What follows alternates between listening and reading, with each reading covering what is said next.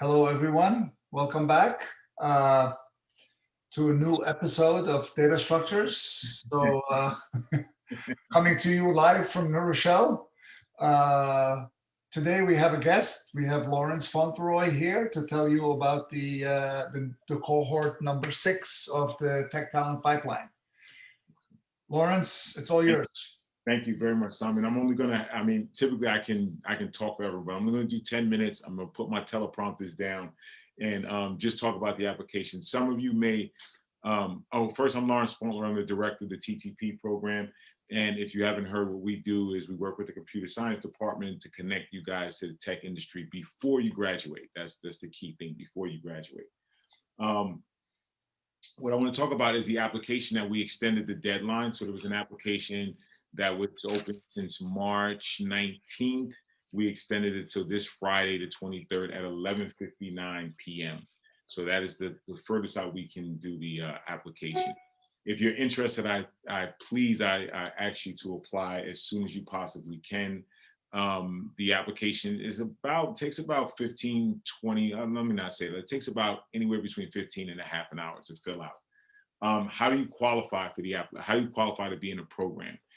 You're qualified right now because you're sitting in data structures and algorithms. So that's great because the program doesn't actually start into the summertime. So as long as you have passed data structures and algorithms, you can apply to the program. So you can do that now with the anticipation of passing Professor Fakori's class. Then you'll go through a boot camp, and then we'll match it with a host company, and then you'll work for the summer full-time in the summer. So, and we actually, this particular year, we have 2 programs. So we have the TTP program, which is our cohort 6, and we have this new first cohort, which is data science, that is going to be a collaboration with Columbia University. So what you'll be doing is, if you opt in to go to that program, you'll be working with another Columbia University undergrad, and you guys will be looking at health equities in Harlem specifically, or in Brooklyn, using data science. So I am happy to talk about that more offline, but I think it's a great opportunity. We talked about what's required. I think I talked about the application. Let me just see if I can post the application. I posted the link to the application in the chat. I think I took it right off the brochure. Yes, thank you. Thank you, Sami. It's in the chat, anybody who wants the link to the application. Excellent. Okay, perfect, thank you. Does everybody know what the Tech Talent Pipeline is? Does anybody have any question about what the Tech Talent Pipeline is? Yeah, could you kind of explain what the whole concept of it is? Okay. Sure. So as a software engineer, right, you need to get into industry by having experience, right? Because obviously you're gonna graduate, and some people are gonna say, well, you need some experience in order for us to hire you. So what the Tech Talent Pipeline does is we try to connect you to industry before you graduate. So what you'll do is you'll work at either a startup company, a mid-sized company, that you'll work with data science at Columbia, any which one of those kind of ventures you'll get into over the summertime, so you can have that experience, right? Working at a tech company. And that's basically, in a nutshell, what it's about. So you can put this on your resume, you can have the experience, you can work with other software engineers, get that experience, how to collaborate. So it really is that. It may feel daunting, that the application may feel daunting, but it really is not. You guys all technically qualify for it right now. So if you haven't filled it out, please definitely fill the application out. I hope that makes sense. It's a program, Johnny. It's a program to get you into an internship working at a company over the summer. Yes. Okay, and then there's also, additionally, do we still have the thing with Columbia University too? Yes, we do, Sami. Yeah. Okay. So this summer, the cohort has 2 options. One option is that you can go into an internship working in industry, or you can be doing some data science projects, working with some people at Columbia University on some interesting topics. And both of those are paid internships, and you get paid. The internships, you get paid at what rate? I believe it's at the internship rate at $15 an hour, but it is full-time. It is full-time. So you're getting paid $15 an hour to acquire expertise and experience in your field. That's awesome. Which when you go out to get a job, you'll be able to say, look, I already worked in such and such a place. If you are working on the tech talent pipeline, working in industry, I believe you're also like the first month is spent in a boot camp Yes. where you are actually being trained in some of the web technologies that you will be using when you go out to work Yes. in the industry. So it's a 1 month boot camp at, through Lehman, taught by Professor Fulakeza, who most of you know. And he will prepare you in 1 month, in one short, intense month of boot camp to be ready to do web programming in industry. Caitlin, did you have a question? Yeah, Professor, that sounds really interesting, but I want to know how long is the internship? It is for 8 weeks. It's for 8 weeks, 2 months. Okay, perfect. Thank you. Thank you. Plus the 1 month boot camp. Yes. Okay. So, Okay, you'll start right after the semester ends sometime, Mm-hmm. and then you will finish right before the fall semester begins. That's correct. Okay, sounds great. From Thank June you. 1, from June 1 to June 25th will be the boot camp. And then right after the boot camp, you'll go 8 weeks into your internship. The Columbia University internship is interesting because it has a 2-week boot camp. So I think you go from June 1 to June 14th. So you'll have a boot camp where you'll be introduced to Columbia University. And then the second week, you'll be introduced to your partner that you'll be working in a cohort with from Columbia. So they'll match up with your partner. So it's a 2-week boot camp for Columbia. Okay, and both of them are paid internships, and they're both very interesting. If you're interested in data science and you don't know much about data science, it's a perfect, you don't need to know much about data science. Right. You need to That's just correct. be willing to learn. That's correct. Okay, you'll be willing to learn. And same thing with the internships with the companies. You need to be willing to learn the web technologies available. Yes, Right. I have a question. I mean, 2 questions. Eric, go ahead. So the first question is, the bootcamp is also paid? The boot camp is not paid. No, it's not, Eric.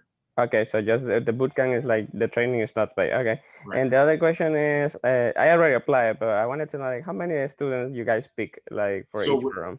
Great question, Eric. So we're picking 10 students for the data science and 20 students for the TTP. Oh, nice. So Okay. it's a very high chance of getting picked. So that's Absolutely. good.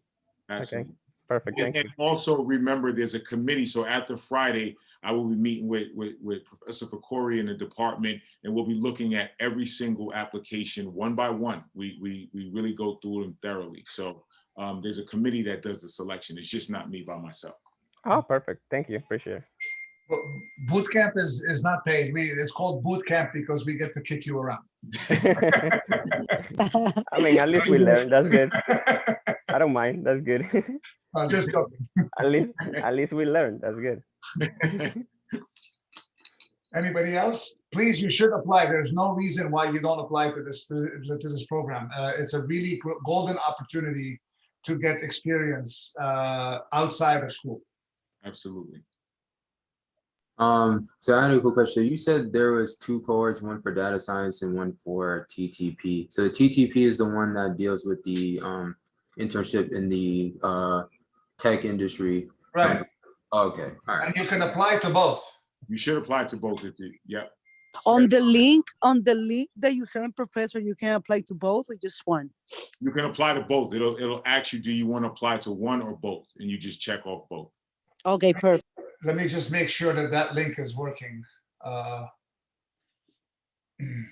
It's while you do that, I had another question. So, and when let's say you apply to both and you get into both, then I'm assuming you have to choose which one you're gonna go to, right?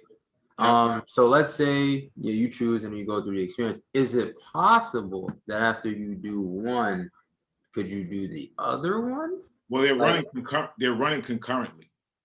So You can't do both. You can't do both at the same time. No, I'm not saying at the same time. Like, let's say you did one, uh-huh. and then you want to do. Oh, if you want to, like, if we do another cohort, absolutely. That's the new wrinkle in TTP. In the past, you only could do it once, but what we now installed is that you can do TTP twice. So if we do come back for another cohort and you've done one already, you can do another one. Okay. All right. The link is not working. I think it has a bunch of spaces in it. Okay. I'm deleting them and putting it back in there. All right, let me see. What Okay. yeah, let me, I'm gonna cut and paste mine too. See what- I have a question. I already did my application, but when would you know if you got accepted or not? You'll know by the end of next week. Okay. Yep, you'll know by the end of next week. I just put it in, Okay, you put the link in. All right. I just. All right. Take the link, the last link. Don't take the first one. For some reason, mine ended up with a bunch of spaces in between the letters. All right. Please apply. There's no reason not to apply. $15 an hour is not great, but Not bad. it's not bad. That's a good way to think. Right. All right. Plus, you get Thank the you. experience. Plus, yeah, you get the definitely experience. experience. Definitely the Professor. experience. And it's definitely the networks and the connections you begin to make. Cesar, And that's going to be important. I'm sorry to interrupt. Cesar Peña will put a question in the chat. Mhm. Okay, hold on. Let me look. There's a question in the chat, Professor. If you're not good at programming, is it still absolutely? If you're not good at programming, is it still worth going for it? You Absolutely. should still apply because you might be struggling with some aspects of programming, but you might like the web programming stuff. Mhm. Yeah, because you will be in a boot camp, so they will teach you or what you struggle with or Yeah. what you don't know. Exactly. So Right. you should. And I know you, Cesar. I know you're into learning. So this is not a bad opportunity. And it's All right. online, right? Yes, it's going to be online. Yes, but right now Okay. it's going to be virtual. Yeah, we can't wait till we get back to normal. But yes, this one is going to be online. Yeah. There's no, Okay, perfect. so there's no interaction at all with any physical institution. No, No. unless something really dramatically happens, but I don't think that's going to happen in the next 8 weeks. Okay. I don't think we're coming out of this pandemic anytime soon. Yeah, I agree. Unfortunately, I'm so wanting to get out of this pandemic, but because I can't wait to get into the classroom and see you guys in real life. But I agree. Yeah, I'm so excited too. I yeah. want to be in real life as well. I miss my real life. Yes. Question, Professor. Summer classes is gonna be online as well, or it's gonna be in person? Let's wait for Mr. Fauntleroy to be done, and then we'll answer other questions. Okay. I have another question. Yes. Sure. What if you take a summer class? Will that be a conflict with the boot camp? Yeah, I mean, it depends on, well, with the boot camp, yeah, because the boot camp starts is full time. The boot camp is intense. So if your summer class is after the boot camp, because the boot camp runs from the 1st until the 25th of June. So if your summer class is after that, then you may be able to juggle your job and your internship and a summer class. Zahra, I don't know what class you're planning to take in the summer. Were you? Oh, this wasn't my question. Huh? Oh, is it in the chat? No, it was my question. Okay, sorry. Let's see. I don't know what class you're planning to take, but if it requires some significant amount of time outside of class, Mhm. even if the class is in the evening and the boot camp is in the day, Yeah. you might want to rethink that because the boot camp is going to will be giving you some work to work on between boot camp days. Yeah. So there is homework associated with the boot camp and projects. Absolutely. Okay. So I really would not recommend taking a class at the same time that you're doing the boot camp. Okay. Yeah. Thank you. I'm not a big fan of summer classes, period. So Mhm. I have a question. Does that application require a resume? Yes. Okay. Yes. okay. Anybody else? These are very, very good questions. So They are. Last question. And so the boot camp and the internship are both like from 8 to 5 things or something like that? Yeah, so the boot camp, I believe, is typically from 10 to 4. Okay, that's good. It's either 10 to 4. It depends on how we set it up. It typically is about 10 to 4. And then the internship is really dependent on the host company that you work for. Some host companies start at 10. So it really is, it depends on what host company you work for. Okay, thank you. Yep. All right, when's the deadline for the application? This Friday, 11:59 p.m. Okay. I have another question. If you get chosen, do you have to do like a hackering question after? if you get chosen, you'll be doing some coding, but it won't determine. Once we make the selection, you're in the cohort, right? And Okay. we're just going to try to make you stronger and stronger every day. So if you get some HackerRank questions, that's just to make you, get you more proficient. So I wouldn't worry about that. That's Okay. not how you get in the program. That's not the assessment to get in. Okay, thank you. You're welcome.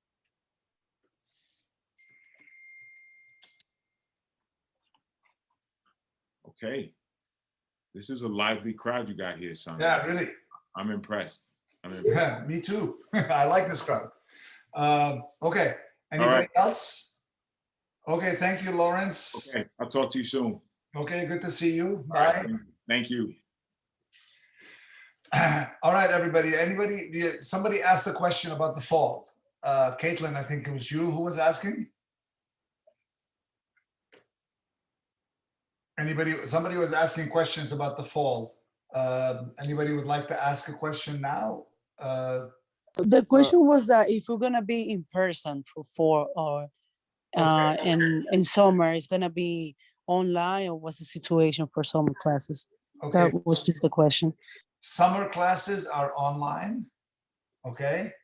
And currently, and that's very important, this word currently, the administration is wanting to make classes to be hybrid in the fall. Meaning, let's say we meet Monday, Wednesday, they are envisioning, I don't know how, but they're envisioning that half the class will come in Monday and the other half will be at home.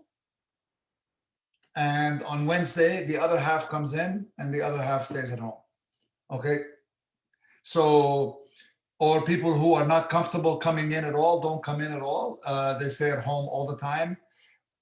Whatever they're envisioning, I'm envisioning something completely different. Okay. Okay. My classes are scheduled to be hybrid, just like this, like I'm describing to you. But I'm not comfortable doing hybrid if there is still any chance of a pandemic out there. Okay. I am not comfortable doing in-person classes.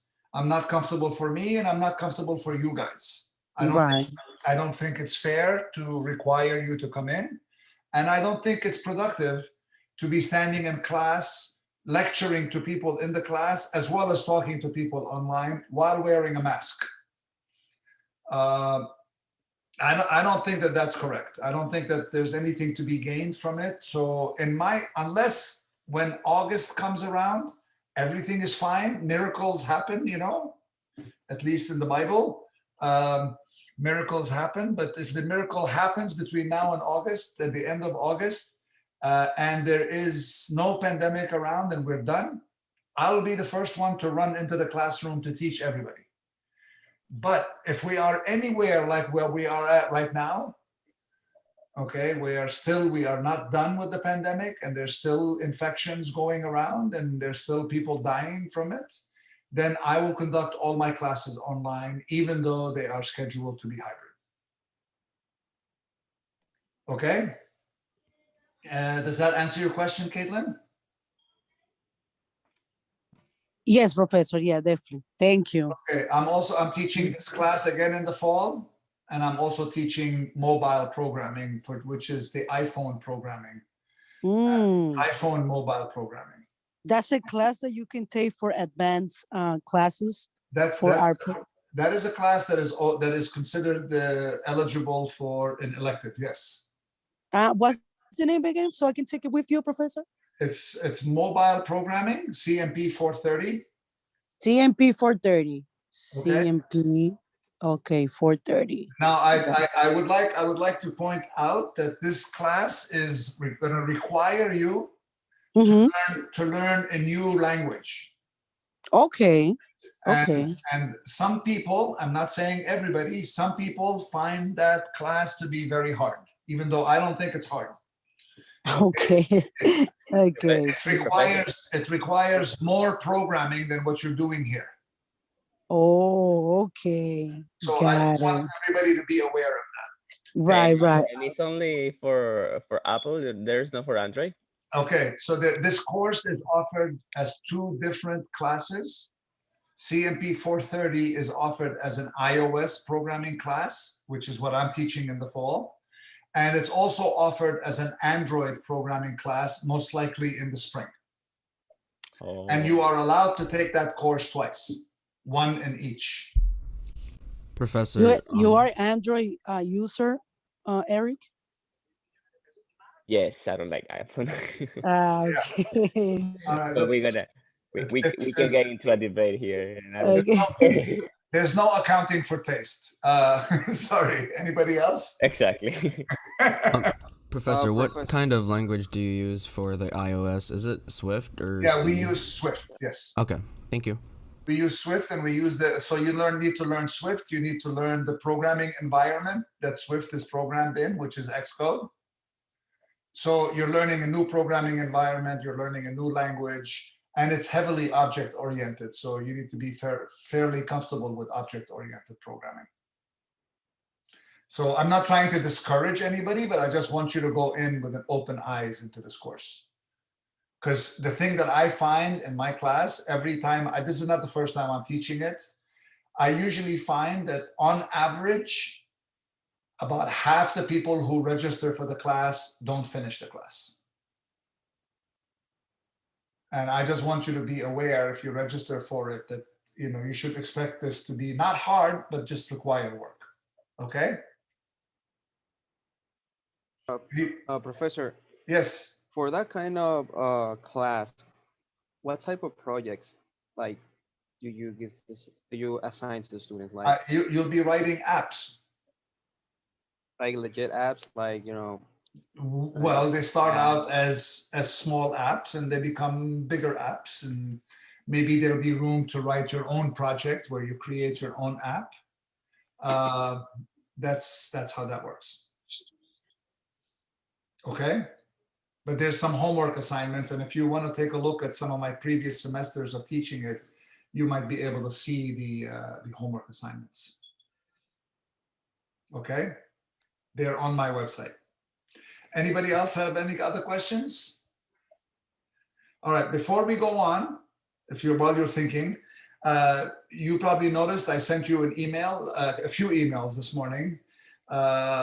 Participation activity number 6, which is trees from the Zai books, has been extended until this Sunday, because we still haven't finished trees. Thank you. Sure, and you can thank Eric for this. He was the one who suggested that. So everybody buy Eric a drink this weekend. And also I set up the participation activity for chapter 7, Heaps and Treeps, which comes next. And that will be the following Sunday. I've also extended homework number 5, the one you're working on, until this Sunday. Okay? Because we're not ready to do the tree homework yet. So I figured, why not extend this one? Basically, it's like Christmas. Yes, exactly. So, and for this last one, you can buy me a drink, okay? All right. Any other questions? We're gonna jump in there and continue working on trees. Anybody else have questions? Okay. So what I'm gonna do is I'm going to share my screen with you. But first I have to get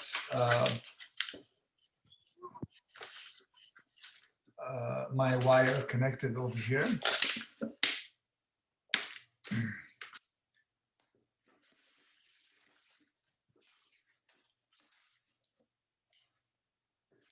Yeah, I had a quick, sorry, so I had a quick question pertaining to the hash tables in terms of homework. I know you mentioned it before, but I just wanted to make sure, like, when you're adding an element to a hash table, do you add the element to a linked list and then add the linked list to the hash table, or can you just add the linked list to the hash table and then add the element to that linked list?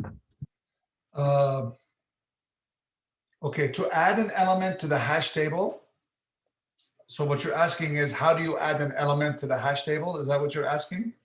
Yeah, it's like, is there a particular order, or is it? So to add an element to the hash table, you want to find out what bucket that element fits in.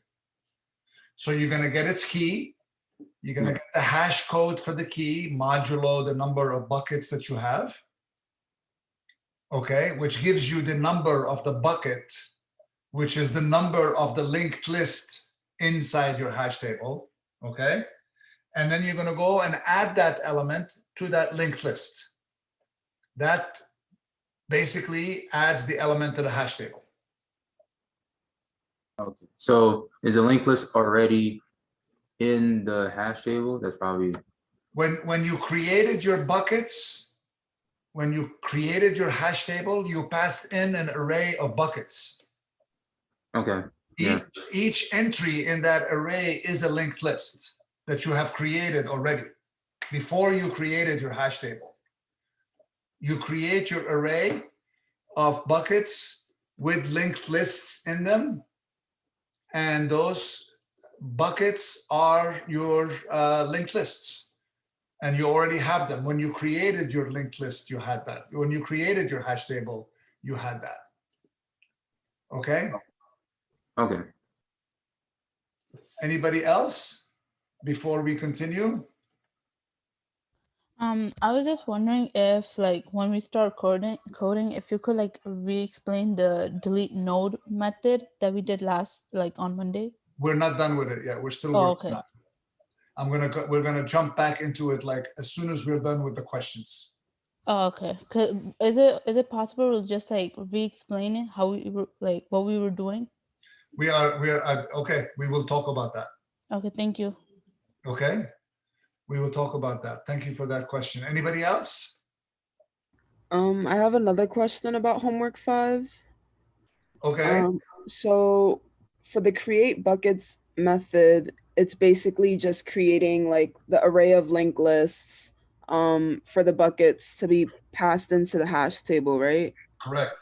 So they're not supposed to have any elements in them. You're just creating the buckets, right? Okay. So when you create the hash table, that's a very good question, Natalie. When you create the hash table, you have to create the buckets. The bucket is an array. The buckets is an array of linked lists.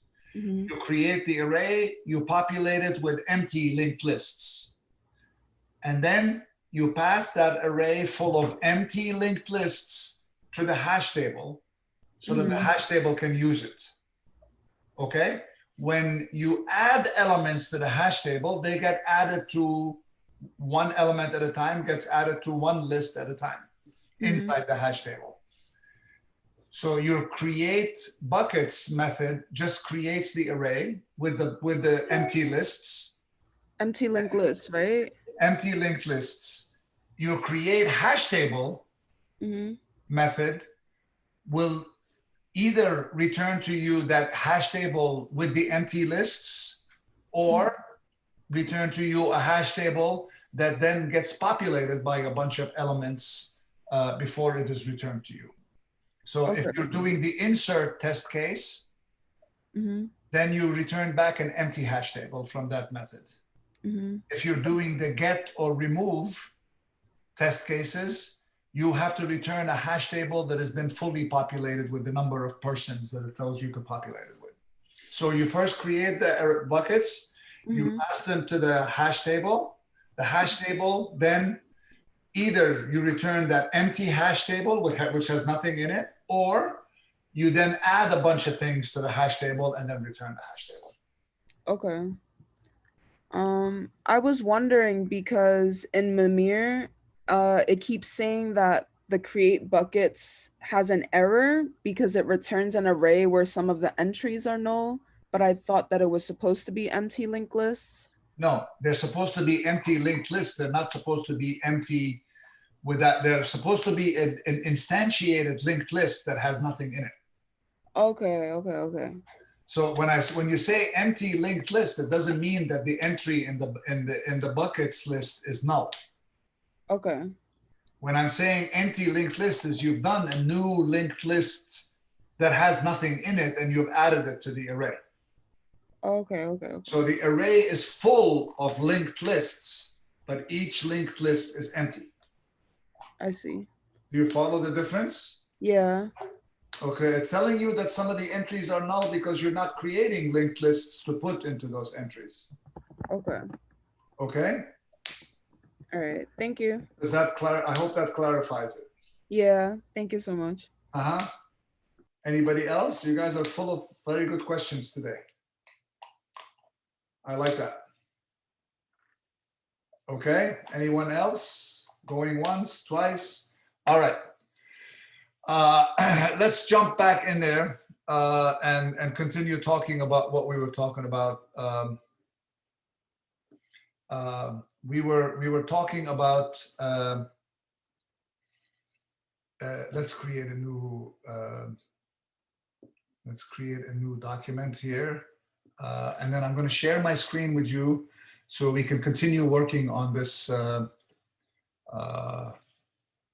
method. Okay. All right. So let's move this over there. No, we don't want that here. We want that there. Okay. You guys can see my screen, and you can see the writing pad on the next to it. I hope. Yes. Okay. So let's get back to this delete methods. Okay, and talk about the delete methods. Okay. We started doing it. We're not done with it. So let's talk about what we have done already. Okay. What we have done already is to say we're removing a node from the tree. Multiple possibilities, we said. One possibility, one possibility is that we have 15, 5, and 20. I want to delete one of these two nodes, which are leaf nodes. In other words, they have no children. Okay. So if a node is a leaf node, when I go to delete it, I'm going to check if it's a leaf node. And I know it's a leaf node because it has no children. We have a method to check for that. Okay. If it's a leaf node, then we're going to come into this code right here. Okay. And this code right here says, okay, find the parent node of this leaf node. Okay. So if it is 5 that I'm trying to delete, his parent is 15. Okay. And I'm going to ask the question if the parent is not null. Okay. Because here's a situation where I can delete a node that is a leaf node. Okay. Which is also a root node. It's a leaf node. It has no children, but it's also the root node. So it has no parents. So if it has no parents, okay, then it is the root that I'm removing, right? It has no children and it has no parent. That means it's a single node tree, which is just the root, and I'm deleting that root.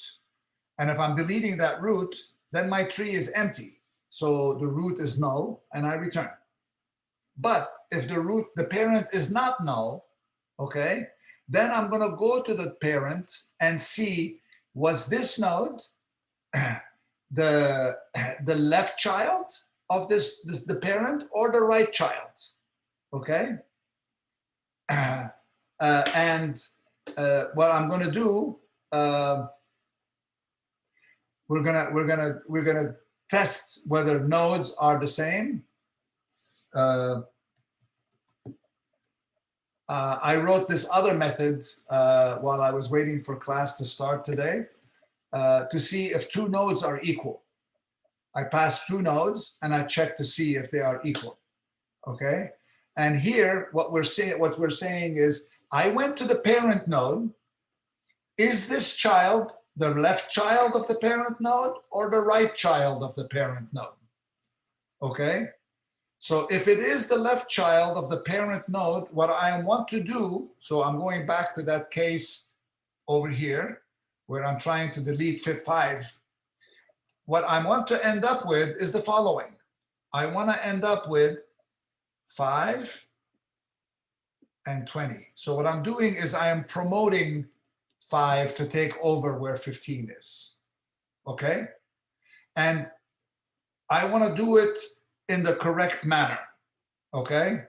Because what if I'm trying to delete 20? Okay, 20 has 15 as its parent also, okay? 20 has its parent, is a parent also, 15 is its parent. So if I'm deleting 5, I want 5 to go up there and be and then has no left child. But if I'm deleting 20, what I want to end up with is the following. Okay, I want to end up with this. And this has no right child. So this here is delete 20, delete 5. And this one here is delete 20. Okay? So when I'm promoting the node to go into the parent, I want to make sure, what am I getting rid of? Am I getting rid of the right child or am I getting rid of the left child? Okay? So that's what this is over here. Okay? And I'm going to rewrite this method over here, this piece of code over here, to say this dot same node.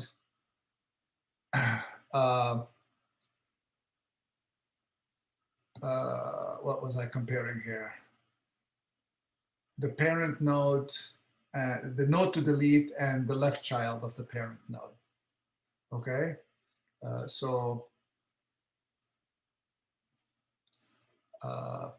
node to delete, and parent node dot get left child. Okay, so what I'm saying is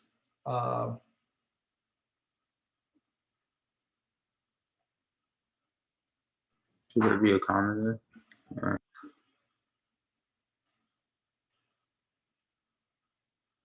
oh, I gotta call the method.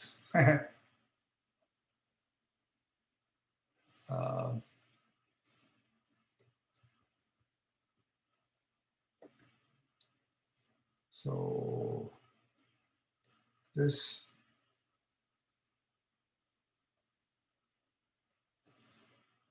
There's a M. There's an M between node to delete. Maybe that. yeah, I see that. Thank you. This dot same node. Okay.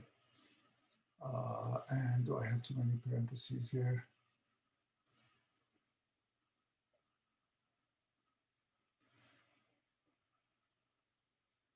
Okay. So I'm asking the question here, is the node, the parent node, get the left child is not null. Okay. So the left child is not null. It has a child. Okay. And I'm saying, is the child that I'm deleting the left child of the parent node? And if it is, then I'm going to go to the parent node and I'm going to set the left child to null. Okay. We're good with that? Otherwise, I'm going to go to the parent node and set the right child to null. Okay. And somewhere along the way, we would have probably, I missed that piece of code. There's something that we should have put in here still, which is not here, and that makes me very suspicious.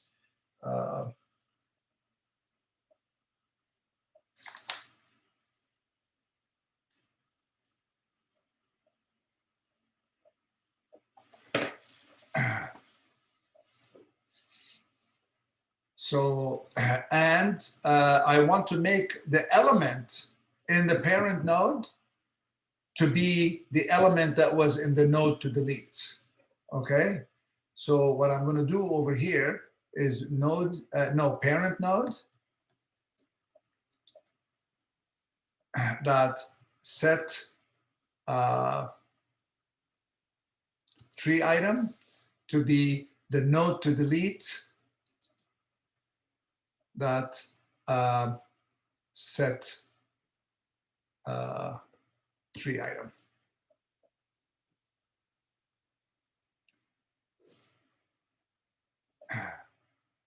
Node to delete dot get tree item.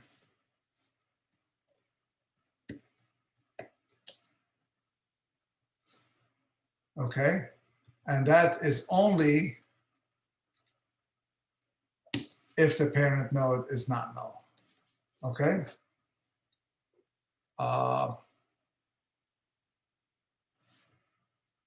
What's this over here? Dead codes. Why is this dead code?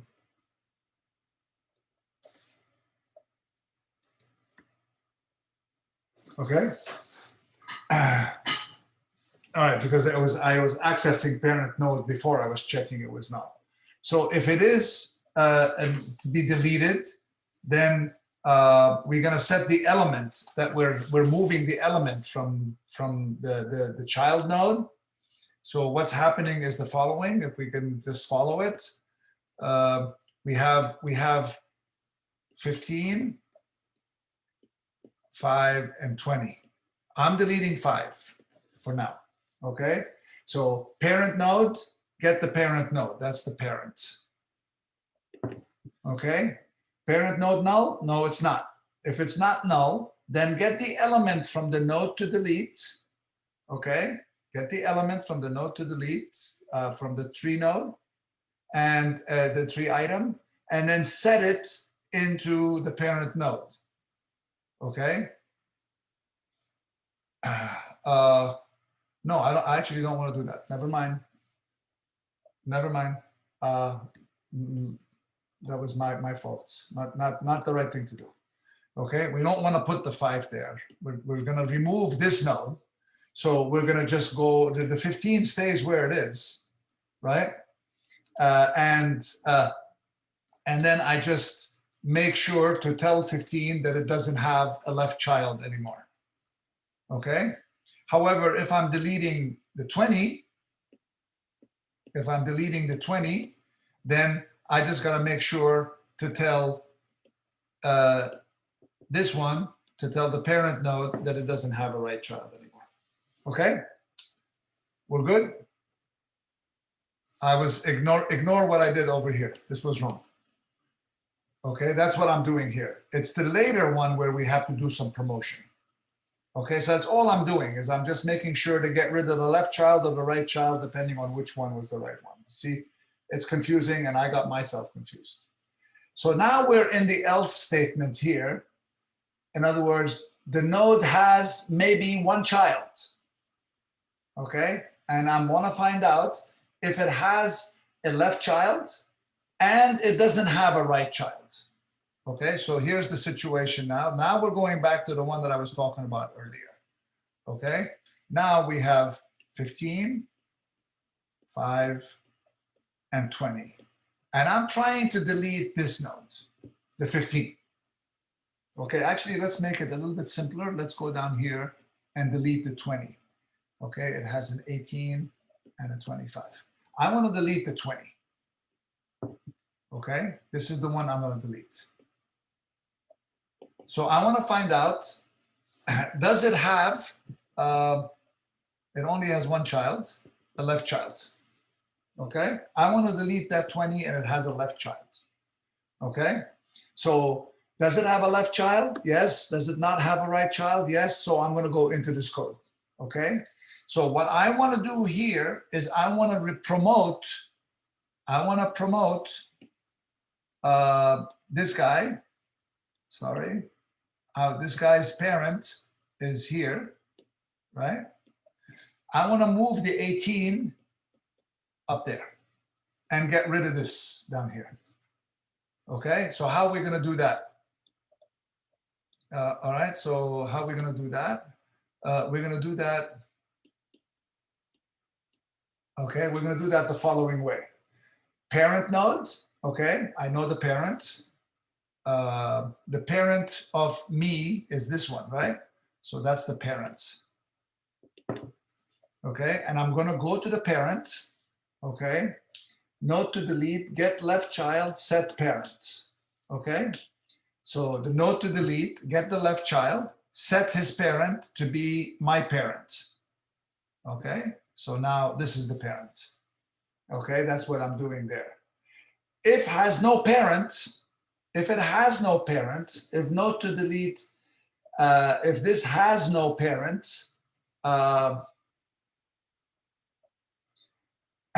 node to delete has no parent, then it is the root node. and therefore it is going to be the root node, so therefore make it the root, okay? Otherwise, if it has a left child, if the parent has a left child, okay, and the left child is the node to delete, so here's the parent, 15, it has a left child, but the left child is 5, and it's not 20, which is the one that I'm trying to delete. So I won't take that first branch, I'll take the next branch, okay? I'll set the right child of the parent node to be the node, the child of the left child of the node to delete. So I will do this, and this will be gone, okay? So nobody, yes? You have your playlist coming. You don't want to listen to Beatles music? I mean, I don't mind. I'm just, Sorry, I don't know how that happened. So that's what we will be doing here, which means that 20, the node with the 20 eventually goes away because nobody's pointing at it, and my tree becomes that. Okay? And we want to do the same thing if the node has a right child, but it doesn't have a left child. So that's the next, okay? If it has a right child and it has no left child, okay? I want to promote the right child. Promote the right child. And we're going to promote the right child by getting 3 nodes. But we're essentially going to cut and paste this code, and we're going to make some modifications to it, but hopefully we'll do that carefully so we don't mess it up. Parent node.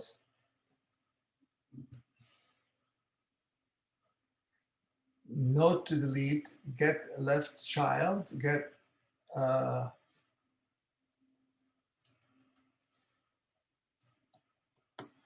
right child.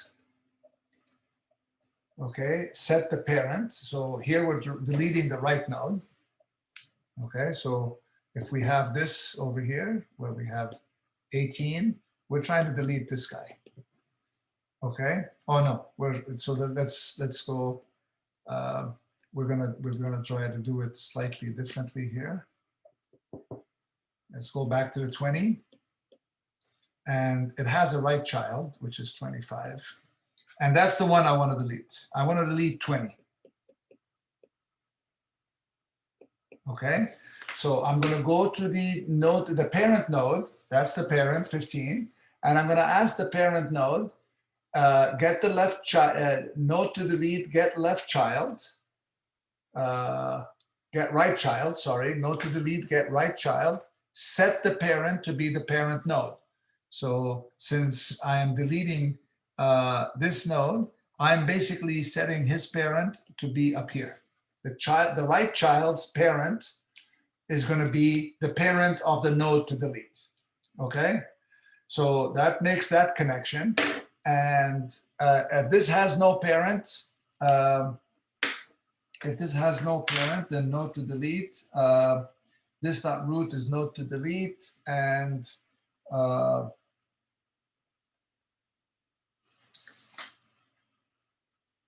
this dot root, we need to also this dot root dot set parent to null. Okay, and we need to do that down here too. We need to do that down here too.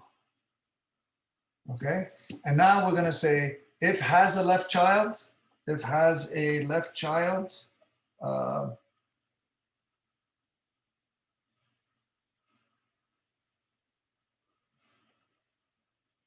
so I'm going to ask the question now is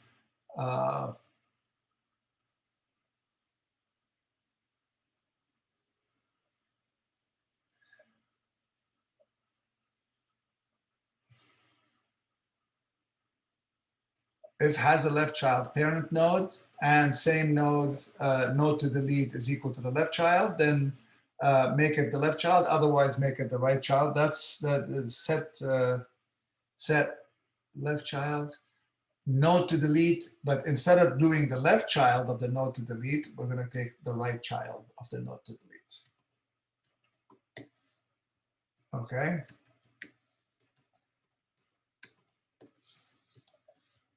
This is a little convoluted code, wouldn't you agree? So this is removing a node that has only one child.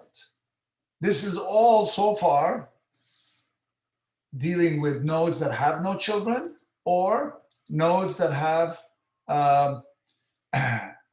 one child. Now we're into the case where removing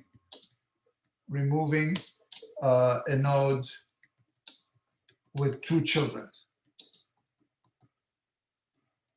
Okay, so that is a little bit more complicated.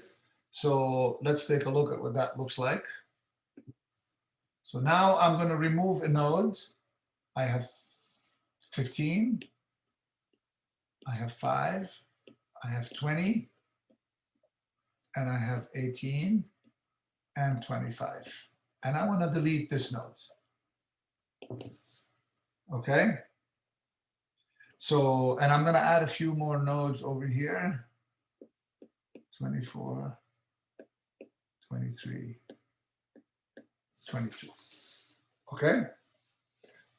So what I want to do, I told you, if I'm going to delete 20, I want to find the successor of 20. And I want to move the successor up where 20 is and then get rid of 20, the successor. So what I really want to do is this. I want to make this 22 and get rid of 22 down here. That solves that problem. Okay? So this is really the aim of what we're trying to do. Because the successor is always going to be a leaf node. Okay? Because you go down to the right subtree of the node that you want. Okay? You come down to the right subtree and you go all the way left to the bottom. That is the successor. This here is the successor. So that's always going to be a leaf node. Okay? So how are we going to do this?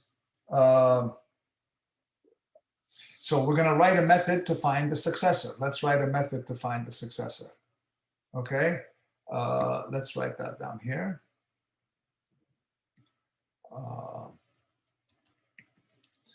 Let's write the method find successor. Where is it? Down here. So private tree node kv and find successor of tree node kv of the node that we're looking at. So how do I find the successor? I'm going to say tree node kv cur node is equal to node dot get right child. Okay, and while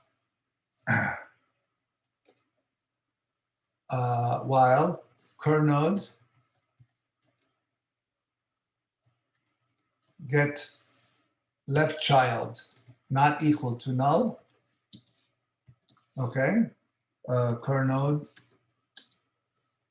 is equal to cur node get left child. Okay, so make the current node the right child. That brings me down here. And now, while the current node has a left child, keep going, keep going, keep going. That brings me here. Okay, and then what I'm going to do at the end is I'm going to return cur node. Return cur node. Okay, that finds the successor. So let's do that.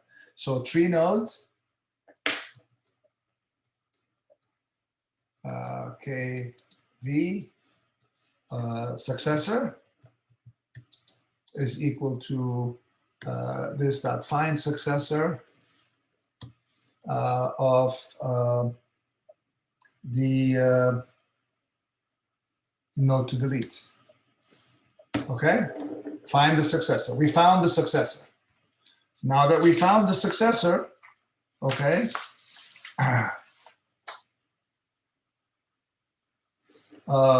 so we're gonna do node to delete. This one looks like it's the easy case because it's actually node to delete dot set tree item to be the successor dot get tree item. Okay, and call the method this dot delete node the successor. Okay, we call ourselves to delete the successor, and the successor is deleted. So what we're doing is we're moving the 22 up here, and then we're coming back and then erasing the successor. Okay, the tree then becomes fine. Okay, that's the delete method. And I think we did all of the cases in here, and we are well on our way. Okay, the last method that we need is the iterator method. Okay, we don't have an iterator in here, and we want this class to implement the iterable. Okay, we need an iterator in here. So we need an implements iterable. Okay, iterable, okay.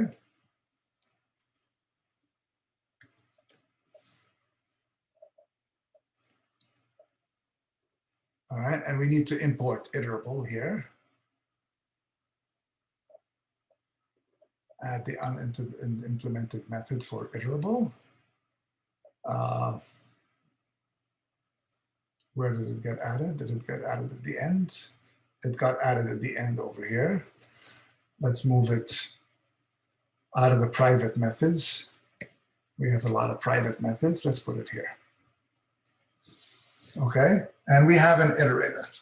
Okay, and what does the iterator do? Okay, we're going to write an iterator. Okay, so let's write the iterator first, and then we're going to call it a tree iterator. Okay, so let's come up with a tree iterator. And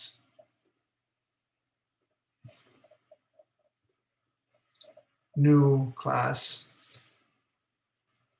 tree iterator. Okay.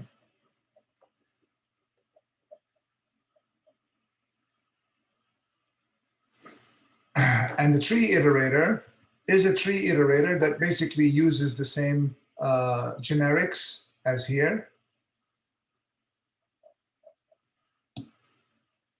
Okay. And implements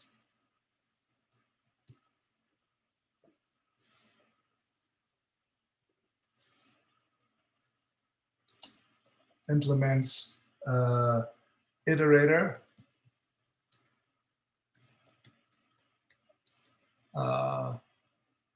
that basically deals in tree items, tree item KV. Okay, and we need to do an import for iterator in here. Okay, and we need to implement methods. Which ones do we want? We want the has next and the next. Those are the only two we need. Okay, and we need to implement a constructor for this. Okay, we need to implement a constructor for this. So let's make a constructor. Public tree iterator. And it gets passed in a binary search tree of type KV. Okay? KV. Okay? So when we create the iterator, we just give it the binary search tree. Okay? And the way we're going to save that is in here. We'll have a binary search tree KV and we're going to call it DST. Okay, and this.tst is equal to the binary search tree that was passed in. Okay, so we want to walk through this tree in a way. Okay, we want to walk through this tree in a way. And before we can walk through this tree, we want to think about recursion. Okay, so I want to walk through this tree. Let's make a better tree than this that we can work with. Okay, let's make a better tree than this. So I have this following tree, okay, which has got, I don't know, 30,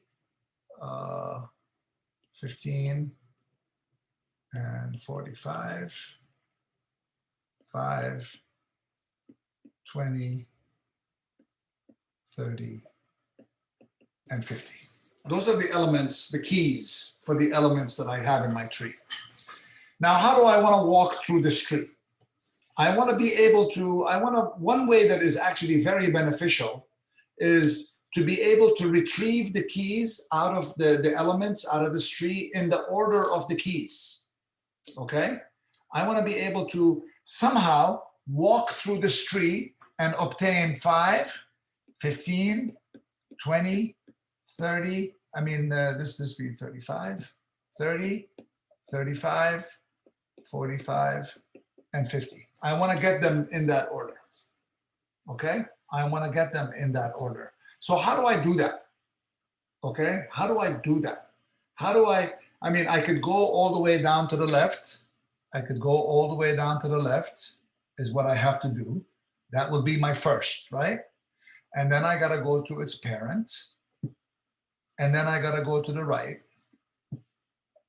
And then I got to go up here. And then I got to go down here. And then go up there. And then come down here. That's the path that I'm taking, right? So the path that I'm taking, if you follow all of this circuitous path, is we're going to go this.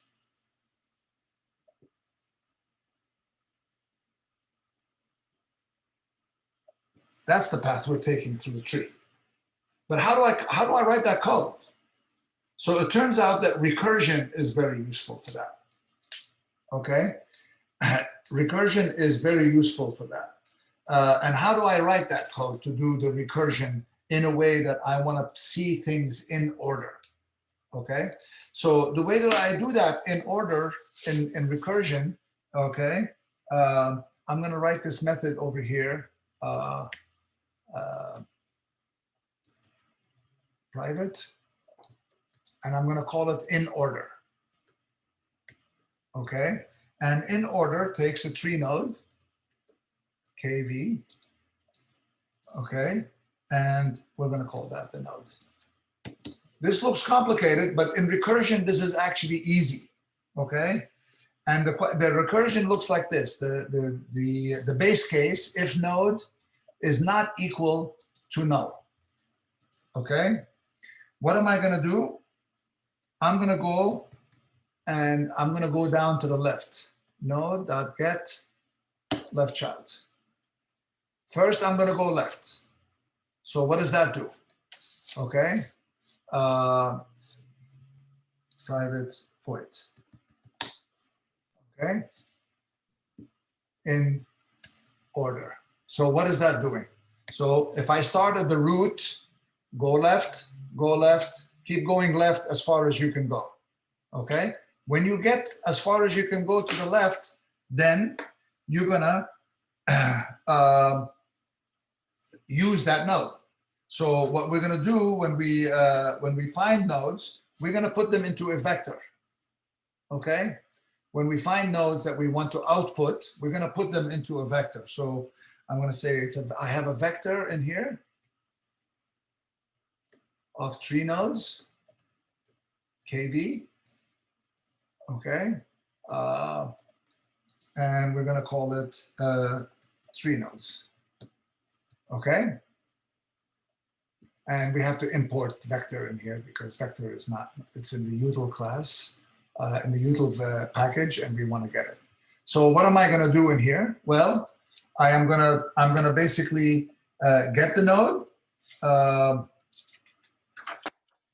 and add it. So the tree node that I happen to be at now is the leftmost node. So I'm going to say this dot tree nodes dot add node. Okay. And when you're finished with that, then go right.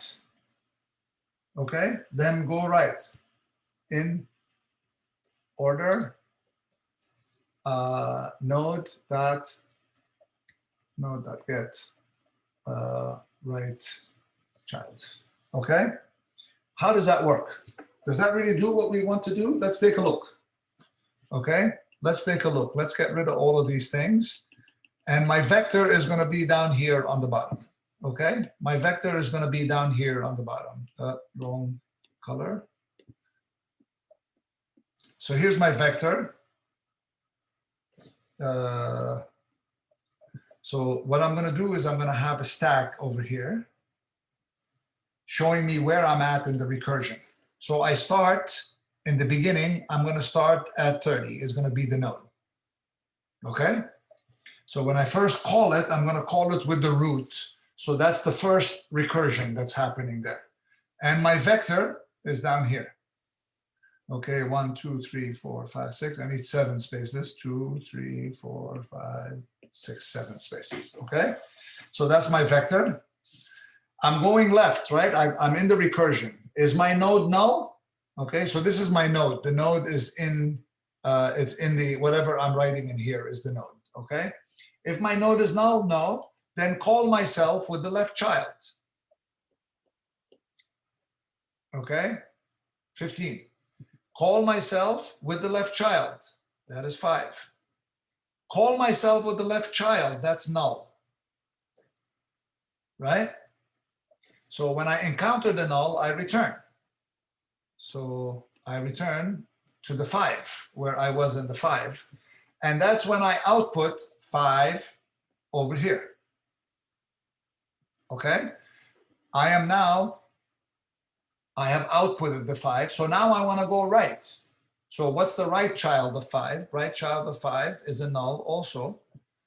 I go there, I come back because null says just return. So I come back to 5. I am done with the method for 5. So I go back to 15, right? I go back to 15. So 5 is here. And now I gotta keep, I'm out of 5. I'm back at 15. Okay. So at 15, there's no more, I've done the left child. I've already done the left child. So I'm going to go look for the right child. Does 15 have a right child? Well, no. When I get back to 15, I'm done with the right child, the left child. So I'm going to put out 15. And then I'm going to go down to the right. And the right child is 20. Okay. 20 has a left child. Now it's null. 20 does not have a left child. So I come back. Okay, since it has no left child, so now I output the 20. And now I go to the right. There is no right child of 20. I come back. And now I'm done with 20. And I go back to 15. 15 was done because I've already outputted 15. I'm really coming back from the get right child there. 15 is done. I go down here to 30. And now 30 comes out. And now I get the right child of 30, which is 45. 45 has a left child. I go left. That's 35. Its left child is null. Nothing to do there. Come back. Output the 35. Okay. Output the 35. Now go to the right child of 35. Null. Nobody there. Come back. We're done with 35. We're done with 35. Okay. Yeah. On the side, what you're writing on the side, I can't really see that too clearly. Okay, that's too far. Okay. All right, that's better. Shall we do it? Let me do it again then. Since you could not see that, that's very important to see that. Okay, remember recursion is a stack-based thing. Okay.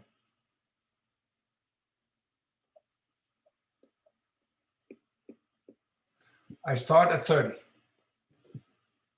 Okay? The recursion over here is go left, right? Go left, I'm down to 15. Go left again, 5. Go left again, no, right?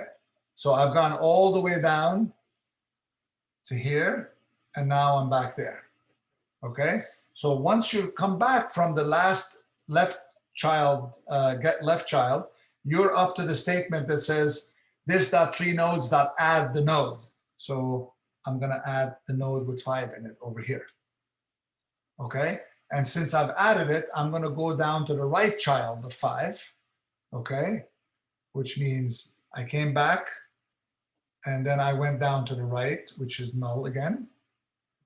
And then I come back to 5, but 5 is done because I've done the left, I've outputted the node, and I've gone to the right. So 5 is done. So I come back to 15, and 15 says it did the left side. So it puts itself in here and goes down to the right, 20. 20 goes to its child, null. So that's this part, okay? They're back to 30, okay? To 20. Since I'm back to 20, output the 20. Since output of the 20 is done, and no right child there, because I'm going to go down to the right and come back. And then when I come back, I go back to the 15, and then I go back to the 30, because 15 has done the right child already.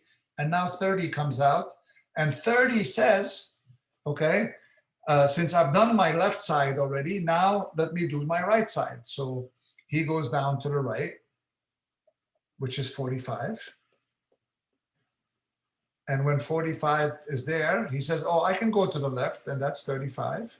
And 35 goes to the left one more time. That's this. And then back. And when it's back from 35, back from the null at the left child, it outputs itself. And then it tries to go right.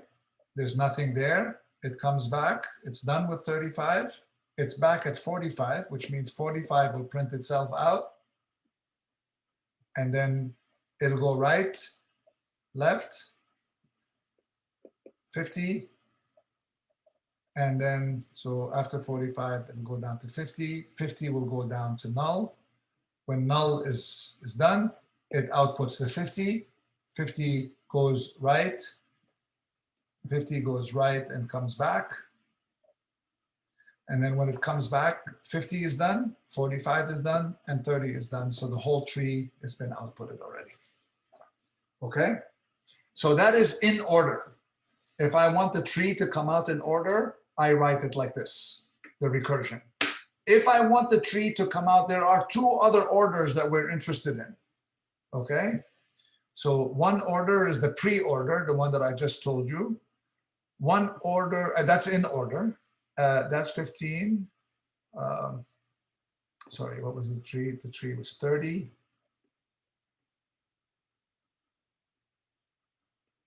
20, 45, 10, and 25, 35, and 50. I'm interested in 2 other orders. When we went through this, we went to find the nodes in order. We have 2 other orders. One is called pre-order and one is called post-order. Pre-order means every node you pass through, starting at the node, at the root, okay? If I start at the root, I output the node. Go left, output the node. Go left, output the node. Come back, go right, output the node, okay? So you're outputting the nodes as you're seeing them, okay? So the nodes are getting outputted as you see them, okay? And the same thing happens here, except that it's instead of putting the thing in the middle between the left and the right, we're gonna put the output before the left and the right. So this one here, we're gonna call it pre-order.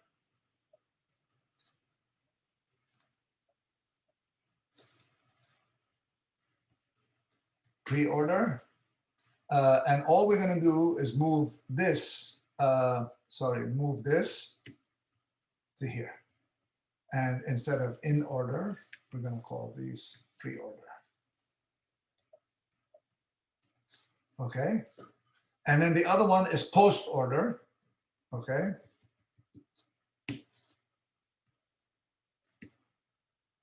Which means go through everything and then output my node the last. Okay. Which means move this to the end. And instead of pre-order here, we're going to call these post order. 3 different ways of going through the tree. Okay. And we're going to see all 3 of them in action in a little while. Okay. So how do we want to traverse this tree? Well, it depends on which ones of the ways that we want to traverse this tree is. So I'm going to have 3 methods. Okay. One is called set pre-order. Okay. Public void set pre-order. Okay. And all that that's going to do is it's going to create a new vector. Okay. This dot 3 nodes is equal to new vector of 3 nodes KV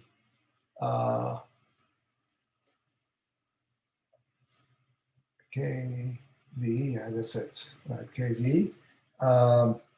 And that's it. I'm just creating a new vector, right? And then new vector, not 3 nodes, 3 nodes. Okay. And I'm going to then call the method this dot pre-order bst dot get root. Okay, pass in the root of the tree, and then it'll navigate the whole thing in pre-order. Okay, what's the error left in here? Oh, I have another close parentheses here. So if I'm doing pre-order, then I'm going to get the nodes in that way. Okay, and put them into the vector. If I'm doing in order, okay, if I'm doing in order, I'm going to do in order. I'm going to then traverse the tree in order map fashion, put all the elements in the vector in order fashion. And if I'm doing it in post order, set post order, then I'm going to traverse the tree in post order fashion. Okay.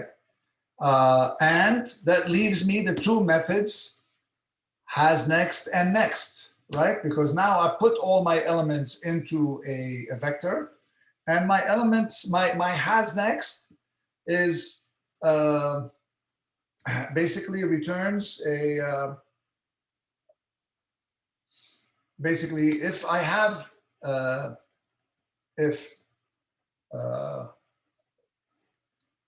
this dot 3 nodes is equal to null, then I return false, right? In other words, nobody has initialized anything for me. There is no vector for me to work with, right? Else, return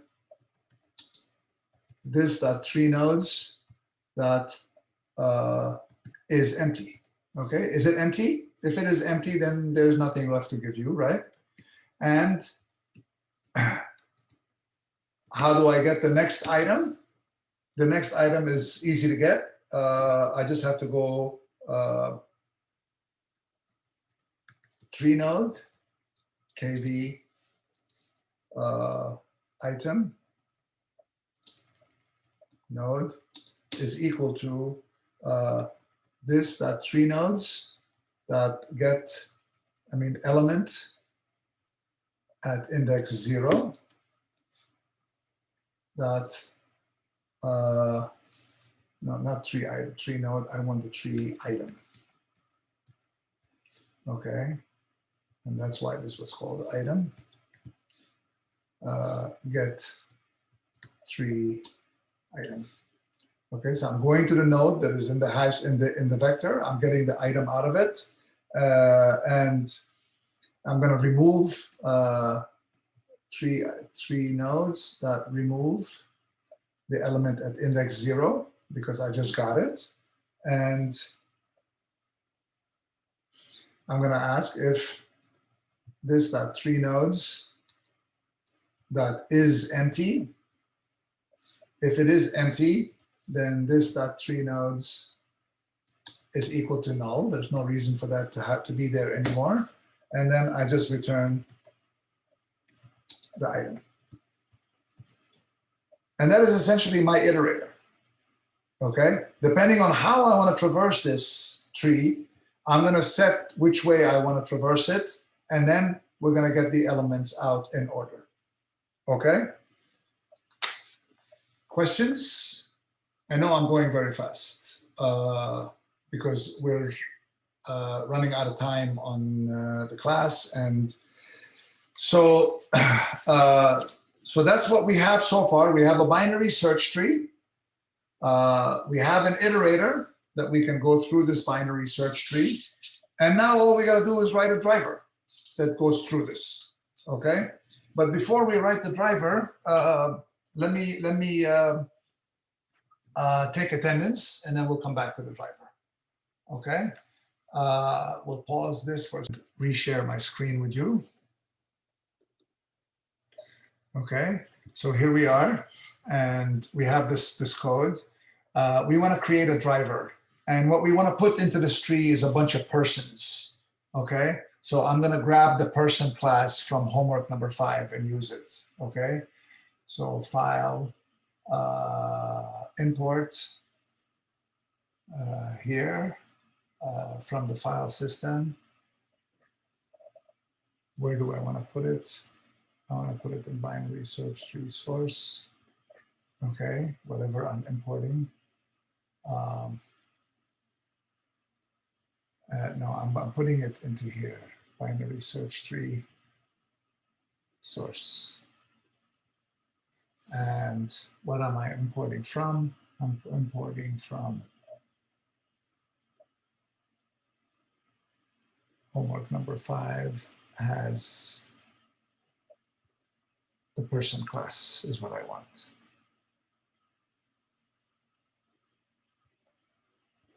Okay, so we have the person class imported.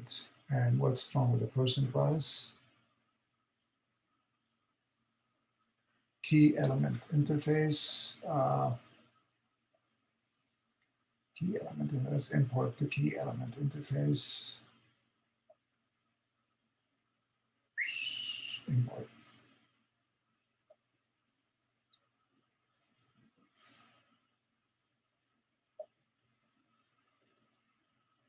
From here.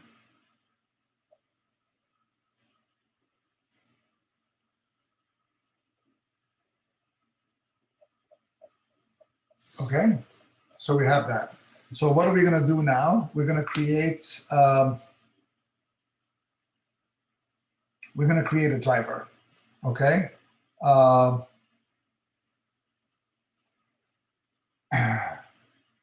So let's create a new driver. File, new class, and we're going to call this a driver, and it's going to have a main method. Okay. So what do we want this driver to do? So, so we want to create a bunch of people, right? So public static main, what are we going to do in public static main? We're going to create a bunch of people.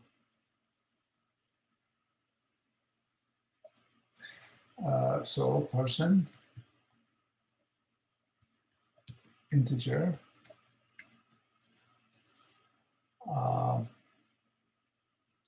person is equal to null.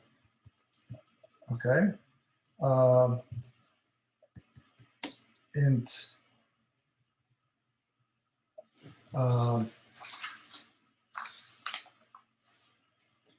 no, actually person integer array, and we're going to call that people is equal to new make persons number of people. We're going to create some people. Okay, so let's make the method in here private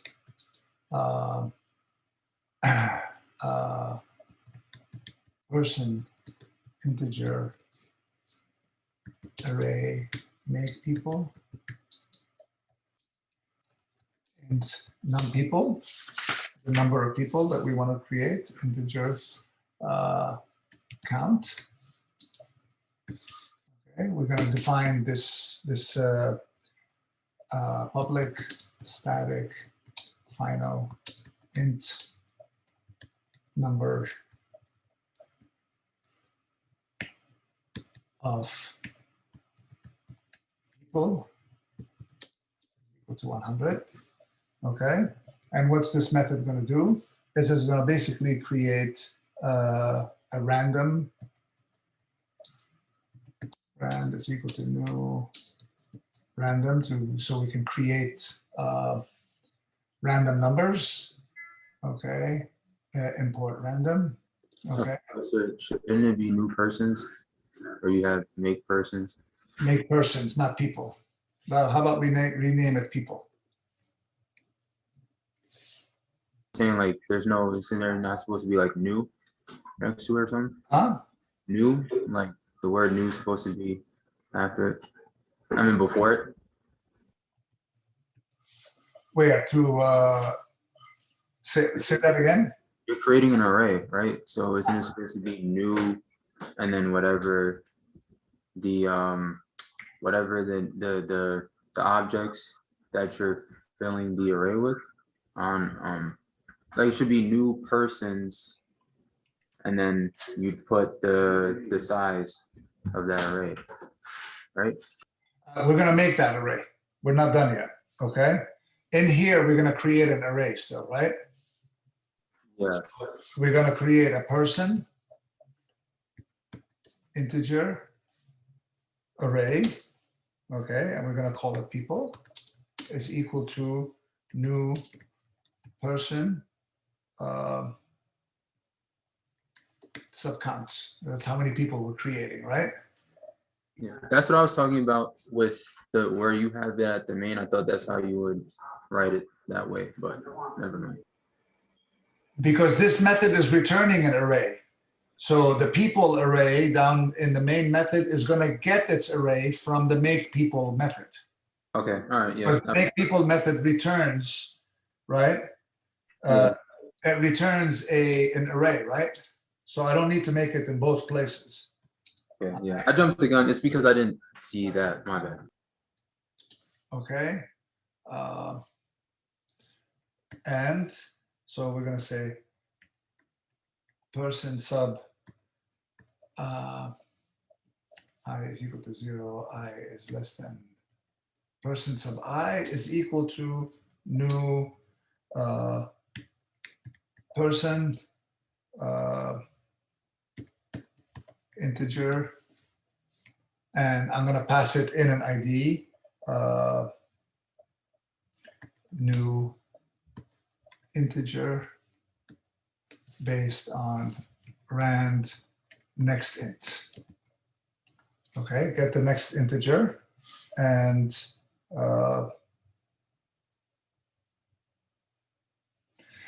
the next int should be basically a number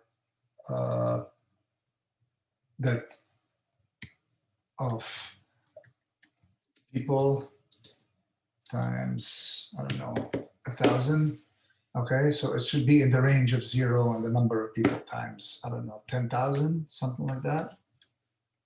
Okay, just so that the integer is a reasonably large number. People sabai. Okay, and then return people. Okay, so we made an array of people, right? We created an array of people. And now what we want to do is we want to go through these people and we want to enter them into the table, right? So let's make a new binary search tree. Okay, binary search tree. And what is it going to be? It's going to be, the key is integer. No, the tree is going to take a key value, right? The key is an integer. Okay. And the value that we're putting in here, okay, doesn't need to be in a bracket. And the value, the key is integer, and the value is person integer. Okay. Binary search tree, and we're going to call this BST also, is equal to new binary search tree.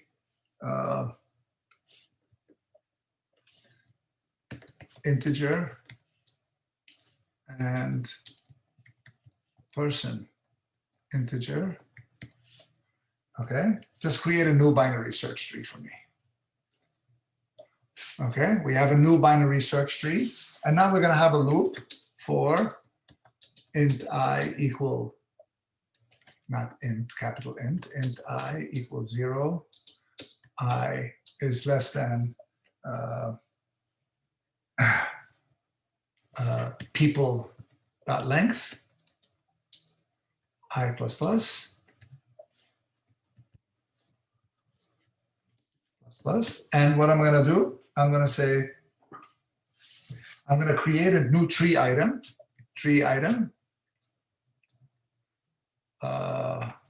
integer and person integer. Tree item is equal to new tree item. So I don't have to keep typing this over and over again. New to that. And then the thing that I'm passing in there is two things: person, people, people sub I dot get key, and people sub I. Okay, so I'm passing in the key and the value. Let's make this a little bit bigger so we can see it, the whole line. Okay, put a semicolon here. So I'm creating an item out of the key and the person. Okay, and once I've created that item, I insert it into the tree. I say BST dot insert, and the tree item is what I want to insert. Whoops. Tree item that I have just created, added into the tree. Okay. And it's not going to show us anything. Okay. But if we run it, we'll see if we have any problems in this code. So let's run it. Okay. It ran. It ran and nothing happened. So the next thing that we want to find out is, can we go through these elements? Okay. So we want to traverse this binary tree. We want to look at all the elements that are in the binary tree, right? So what do I want? I want a method called show iterator. We're not going to be able to finish that today, but we're going to write a method to do show the tree and what is in it. And we're going to look at it in different ways when we come back here on Monday. So Monday, we're going to finish this part. And then we're going to go back and visit the binary search tree and look at the insert, find, and delete methods. And we're going to make them all recursive, just like we made our iterator a recursive iterator. And we're going to get to play with all of this. And we have a few more topics to talk about. So we're going to be talking about trees Monday at least, if not Monday and Wednesday next week. So we're running a little bit behind, but that's okay. I want to make sure we cover this well before we move on. Okay? Make sure that everybody understands trees really well before we move on. So we'll see you on Monday. And unless you have any questions before we go, I'll be happy to answer questions. I have a quick question. The reference E, and this is pertaining to the homework assignment. The reference E, can you, because I understand that being an object, could you create an instance out of that, or are you supposed to use, like, I guess, In a generic type? Yeah. Okay, so you cannot, because a type E is generic, the compiler does not know what it is until you create an instance of it, right? When you create an instance of it and you tell it type E is a person, then that class will be created to handle person objects wherever it sees E. Okay, is that what you mean? Yeah, okay. So then I guess I could just use persons as use the person as an element to add into, or to test my my method when I'm adding it to linked list. So E is a generic type. You can give it any type of object that you want. You can give it a person. You can give it a binary search tree. You can give it anything that you want to give it that is a class, you can give it. Okay? Okay, all right, appreciate it, thank you. Sure. Anybody else? Have a good day, Professor. All right, have a good day. Have a good weekend, everybody, and I'll see you back over here on Monday. Thank you. Take care. I probably have one last quick thing, and I don't know if this is in sense for everybody. I was trying to see or put up the idea of, I guess, creating a Zoom meeting. I remember the last time we talked about it, it would be between, I'd have to ask you, Professor. I guess I'll put the idea up on Slack, I guess, in terms for this homework 5 assignment that's due on Sunday. Put up a Zoom meeting to, I guess, if anybody wants to work on it together. That's a very good idea. If people want to work together and you have the ability to do that, please set up a Zoom meeting and talk amongst yourselves. Yes. Yeah, no, so I was asking you, if, well, I'd have to choose a date. So I guess we'll iron out the details hopefully through Slack. Yeah. And if you need help setting up the Zoom meeting, I'd be more than happy to help you out. Appreciate it. Okay, just let me know that you need me to set up a Zoom meeting and tell me when it is and how long, and I'll be happy to set it up and I'll send you the link to it. Okay? All right, appreciate it. And we can do that all through Slack if you want that, if you want to. Okay. All right. Have a good day, everybody. Have a good weekend. Be well, and I'll see you guys on Monday. Right. Bye.